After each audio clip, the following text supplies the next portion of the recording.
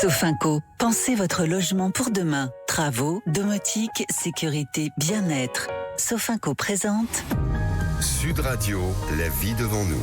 Bonjour à tous, ravi de vous retrouver pour un nouvel épisode de La vie devant nous, en duplex du salon de l'AMIF.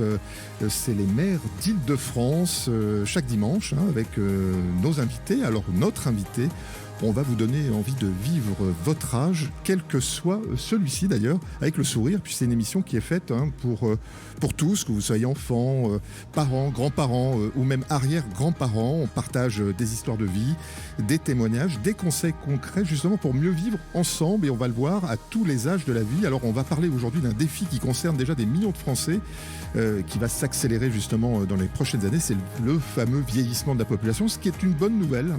Vieillir, c'est plutôt agréable. Alors nos villes sont-elles prêtes justement? Nos logements sont-ils adaptés? Comment permettre aux seniors de rester autonomes le plus longtemps possible? On pense aussi aux aînés, et puis quelle place on souhaite donner aux personnes âgées dans nos territoires demain. Alors si le vieillissement de la population était l'un des grands défis du 21e siècle. Sud Radio, la vie devant nous. Alors, pour répondre à toutes ces questions, on reçoit aujourd'hui Jean-Philippe Dugouin-Clément, maire de Mennecy et vice-président de la région Île-de-France, chargé du logement et de l'aménagement durable du territoire. Ça tombe bien, on a la bonne personne pour pouvoir justement échanger. Alors on parle beaucoup de transition écologique ou énergétique, on en a parlé d'ailleurs pendant ces 2 jours. Est-ce que le vieillissement aujourd'hui, c'est pas le défi dont on parle le moins? Puis bonjour Jean-Philippe. Bonjour. C'est au même titre que la transition environnementale, la transition générationnelle, le vieillissement d'une partie importante de la population qui commence à se faire sentir et qui va s'amplifier dans les 10 ans, 20 ans, 30 ans qui viennent, est un changement de modèle de société auquel on doit s'adapter. Et en fait, quand on a un changement, il y a 2 façons de le voir. Soit on le subit, on se tétanise, on a peur, on ne l'anticipe pas et c'est quelque chose qui est compliqué. Soit au contraire, on en fait une opportunité, on accepte de se dire qu'il y a un changement de modèle de société à avoir, on essaye d'anticiper les choses et de les préparer. Et moi, je pense que le vieillissement de la population implique des changements, mais peut aussi être une chance. Et lorsque l'on est maire, au fond, on se rend compte que dans le cadre des compétences municipales, et le maire, la commune, c'est la porte d'entrée de l'ensemble des services publics, bien souvent, on est au cœur des politiques qui vont toucher les personnes âgées. Si on parle de logement, de mobilité, de sociabilité, si on prend 3 grands champs, ces 3 champs dans le cadre desquels les maires, les adjoints, les élus municipaux ont beaucoup de choses à faire. Alors, est-ce que les collectivités ont-elles pris, en tout cas, toute cette dimension de la mesure? Je crois que vous avez dans les villes en France un peu plus de la moitié des administrés qui ont plus de 60 ans. Alors, il y a des réalités extrêmement différentes parce que quand on dit les villes, les pyramides d'âge, l'Île-de-France n'est pas la Creuse ou la Haute-Vienne. On a des secteurs métropolitains qui sont des secteurs souvent plutôt jeunes, en croissance de population, et déjà à l'inverse, des départements ou des régions de France qui perdent de la population. L'Île-de-France, c'est une population de 50 000 habitants supplémentaires chaque année, c'est une population plus jeune que la moyenne, où le vieillissement, pour autant, se fait quand même sentir. Si je vous donne un exemple, sur ma commune de 16 000 habitants, 20% d'augmentation de la population en 15 ans, la population scolaire n'a augmenté que de 7%. Et donc, on voit bien la décorrélation entre une augmentation de population générale, mais une diminution de la présence de la jeunesse. Alors, justement, il y a cet écart, ce grand écart même, qui va arriver entre cette jeunesse et nos aînés. Est-ce que le vieillissement pour un maire, parce que voilà, Sud Radio, c'est tous les territoires, est-ce que c'est une contrainte ou est-ce que ça peut devenir une opportunité sur tous nos territoires? Alors, parlons vrai. Aujourd'hui, c'est plus une contrainte? Non, les seules contraintes, c'est les choses qu'on subit, qu'on ne prépare pas et qu'on n'anticipe pas. Si on veut parler totalement vrai, pour une collectivité municipale, le coût, entre guillemets, d'une personne âgée est beaucoup plus faible que le coût d'un enfant. Ce qui coûte extrêmement cher en termes de services, c'est l'enfance, c'est les crèches. Un berceau de crèche annuellement, une place de crèche, quand on prend ce que payent les familles, les subventions de l'État, c'est 10 à 12 000 euros de déficit par an pour une commune. Un repas de cantine scolaire coûte, en tenant compte de ce qui est 10 à 12 euros à une commune. Là où on va facturer entre 0 à 5 euros. Le coût, entre guillemets, des services apportés aux personnes âgées, notamment en termes de sociabilité, est extrêmement faible à côté. Là où il y a un coût réel du vieillissement de la population, c'est sur le coût de la dépendance, mais qui pour le coup est plus supporté par l'État que par les collectivités.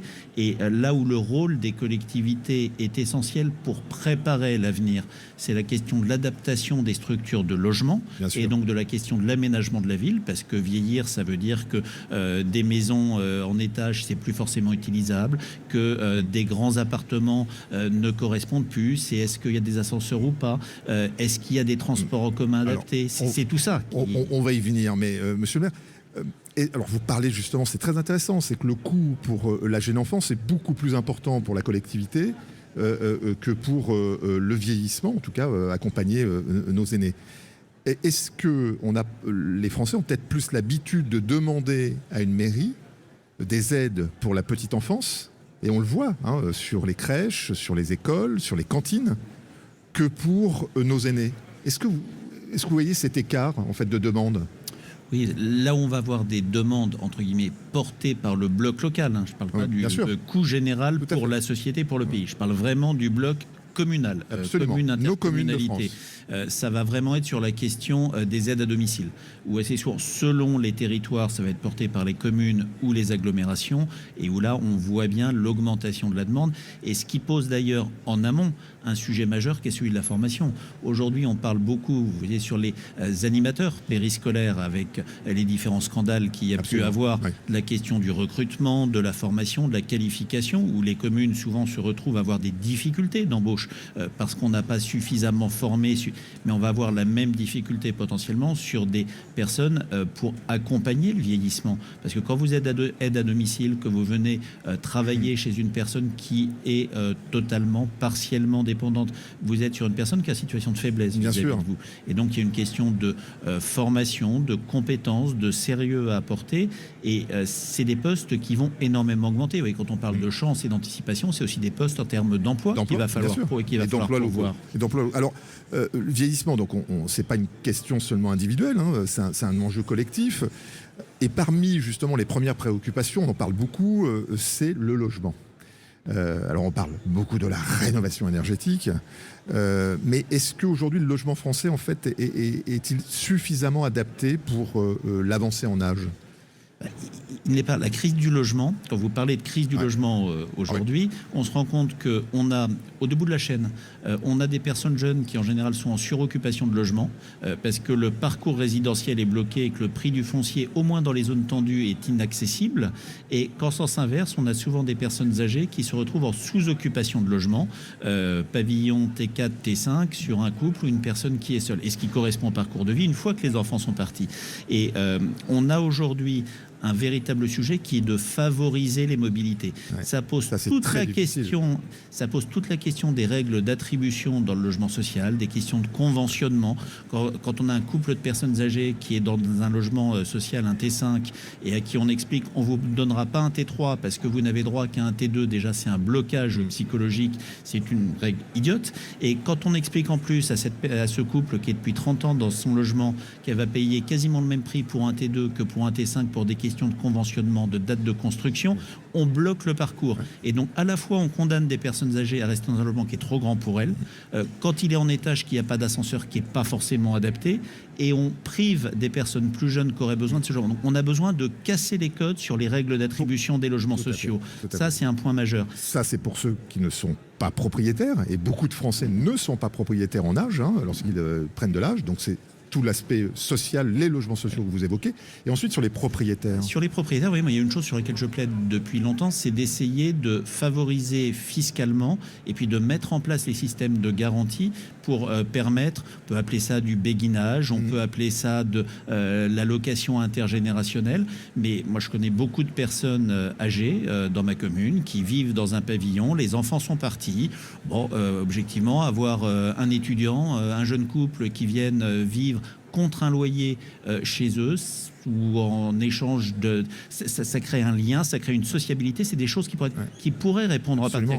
Le problème, quand vous faites ça, il y a la question quelles règles fiscales sur la location. Absolument. Et puis quelle garantie vous donnez à la personne âgée que si vous avez un étudiant, c'est quelqu'un qui a été scanné, qui est sérieux, qui n'est pas un délinquant et qui ne va pas venir vous retourner la maison ou vous voler ou vous étrangler.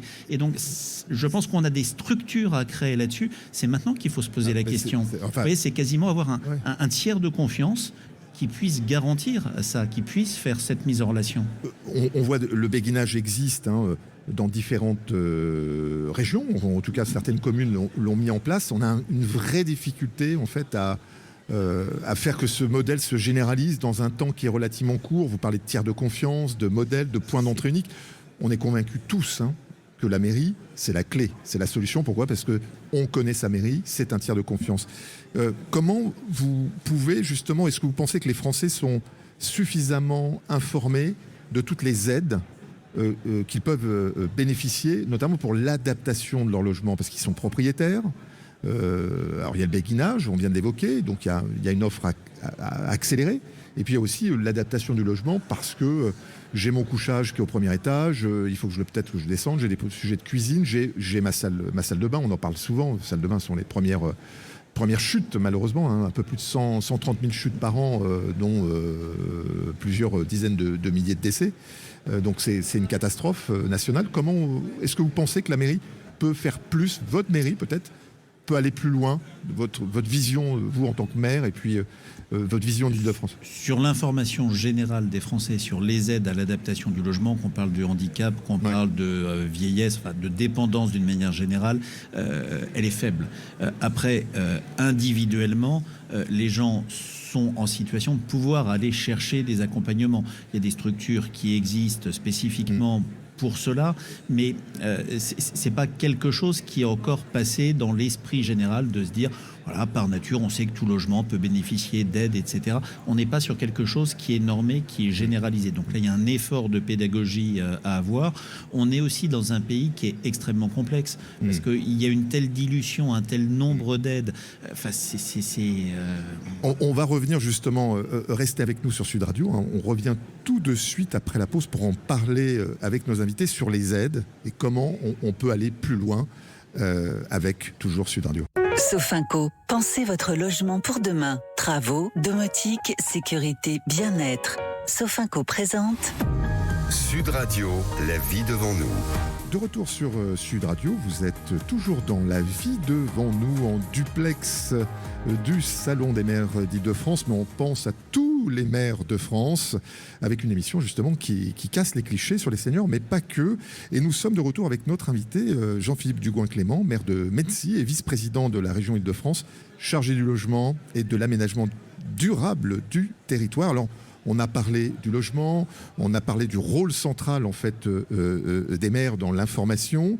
On va peut-être évoquer aussi toutes les nouvelles technologies qui prennent de plus en plus de place en fait dans le maintien à domicile. Et quand on parle justement d'une ville adaptée au vieillissement, de quoi parle-t-on concrètement? Comment on vend sa ville pour qu'elle soit attractive? Parce qu'on peut imaginer, sans avoir un ghetto, on peut imaginer qu'elle est attractive aussi pour le bien vieillir. Mais enfin, déjà, un ghetto, c'est pas une tare que de prendre de l'âge. C'est une très bonne chose. Déjà, c'est-à-dire qu'on a pu arriver jusque-là. Donc, c'est plutôt quelque chose de satisfaisant. Bien vieillir, c'est beaucoup de choses. C'est d'avoir déjà des services publics, des commerces de proximité, d'avoir un accès pas trop loin de chez soi à l'ensemble des aménités et des besoins. C'est la première chose. La deuxième chose, c'est d'avoir, pour autant que faire se peut, des circulations qui soient adaptées en termes de trottoirs, en termes de rues, en termes de carrefours. C'est d'essayer d'avoir une ville où il y ait un minimum de dessertes de transport en commun quand l'usage du véhicule individuel n'est plus ou n'est pas possible. On pense à tous ceux qui n'ont pas de permis ou qui ont perdu le permis. Qui l'ont permis ou qui ne sont plus en situation de pouvoir aussi conduire sans mettre en danger leur sécurité ou la sécurité des autres. Donc c'est aussi pour une commune de mettre en place des services services de navettes, chose que moi on met dans ma commune, des services de navettes gratuites pour les pôles commerciaux, pour les sorties, les activités culturelles par rapport à sa population. Donc déjà c'est tout ce volet, on va dire, accès aux services publics, accès au commerce. Vous êtes aussi sur le véhicule partagé. C'est quoi votre vision sur ces là-dessus, nous on fonctionne de manière assez basique, comme beaucoup de communes le font. On a un minibus qui assure des transports à la demande ou sur horaire sur les pôles commerciaux de la commune, sur les manifestations culturelles de la commune, vous voyez, pour le feu d'artifice du 14 juillet, sur les manifestations régulières qui sont proposées spécifiquement aux personnes âgées ou les manifestations un peu plus lourdes. On emmène les gens. Ils s'inscrivent auprès du CCAS par téléphone ou par mail, et puis on les emmène, on les accompagne. Alors certains pourraient conduire ou se déplacer autrement, mais ça leur permet de croiser, de voir des amis, de garder une vie sociale, une sociabilité. Ouais. Pour d'autres, c'est une question d'accès aux services. Ouais. Et puis au-delà de ça, on essaye aussi dans beaucoup de communes, c'est le cas à Mennecy, mais dans beaucoup d'autres communes, d'avoir une vie sociale, culturelle et d'animation qui soit riche, parce que en fait, quand vous vieillir, ça peut être la plus belle époque de la vie si c'est l'âge du temps choisi. Si c'est l'âge du temps subi, où votre monde se rapetisse, parce que c'est la chanson de Brel, du lit au salon, et puis du lit au lit. Et en fait, votre monde se rétrécit parce que vous ne sortez plus, parce que vous ne voyez plus de gens. Donc ça aussi, c'est le rôle d'une commune en proximité, c'est de proposer d'été dansants, des dîners, des sorties culturelles, d'aller chercher les gens, de leur donner la possibilité de le faire, d'avoir une démarche un peu dynamique, parce que vous avez aussi des gens qui ne sortiront pas d'eux-mêmes, d'essayer d'avoir une tarification qui soit adaptée, parce que l'âge de la retraite, pour beaucoup de gens aussi, c'est un âge auquel le niveau de vie peut descendre. Quelqu'un qui a une retraite correcte, qui est propriétaire et dont le bien est amorti, ça peut être facile. Quelqu'un qui a une toute petite retraite, qui a été locataire toute sa vie, qui reste locataire dans le parc privé ou dans le parc social, il assume la même charge de loyer avec des revenus qui ont diminué. Absolument. Et la pauvreté d'un grand nombre de nos concitoyens qui sont retraités aujourd'hui, c'est souvent quelque chose dont on parle assez peu. Vous savez, comme la pauvreté à la campagne, c'est des choses dont on parle peu. Absolument. Et alors, justement, quels sont pour vous les investissements prioritaires pour les prochaines années? Parce que là, on parle de ce qu'une commune doit mettre en place pour éviter l'isolement, pour donner accès à la culture, pour qu'il y ait du lien social, pour qu'il y ait de la prévention, et éviter justement les systèmes coûteux ensuite de prise en charge médicale, parce que forcément, la malnutrition aussi. Donc, c'est quoi pour vous les investissements prioritaires? Allez, je ne parle pas des prochaines années parce que c'est maintenant le choc démographique, on est en plein dedans. Pour moi, s'il y a deux choses. Un, c'est la formation, parce qu'on va avoir besoin d'accompagnants qualifiés. Donc ça, et là, pour le coup, c'est quand même plusieurs mois, plusieurs années avant. Enfin, c'est la démographie médicale qui s'écroule et qu'on n'a pas anticipé. Donc on a quand même ce sujet de formation qui ne dépend pas des communes, mais qui est majeur. Et sur la commune, c'est la production de logements ou de structures qui puissent être adaptées.